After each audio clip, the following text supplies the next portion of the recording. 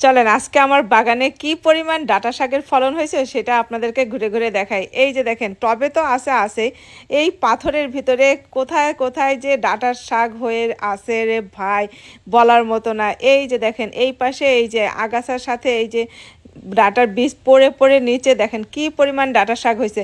আমার তো এখন জঙ্গলের সাথে সাথে মানে আগাছা পরিষ্কারের সাথে সাথে আমার হচ্ছে যে এই ডাঁটার শাকও টেনে টেনে তুলে ফেলাইতে হয়। আজকেও কতগুলো আমি আগাছার সাথে এই যে ডাঁটা শাক তুলে তুলে ফেলাইছি। প্রত্যেক দিন কি আর ডাঁটা শাক খাওয়া যায়? কারো যদি ডাঁটা শাক লাগে আমার সাথে যোগাযোগ করতে পারেন।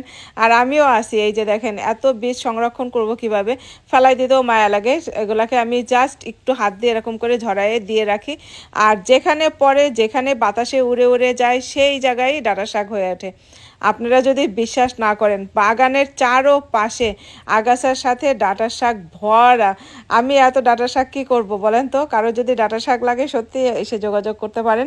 আর হচ্ছে এই যে দেখেন এই আগাছাগুলো কিন্তু আমি সপ্তাহে মানে 2 সপ্তাহ পর পরই, আমার 2 সপ্তাহ লাগে না, 1 সপ্তাহ কিংবা 10 দিন পর পরই আমার এগুলো টেনে টেনে উঠাইতে। বাগান কিন্তু এখন ফুলে ফলে আবারও ভরপুর।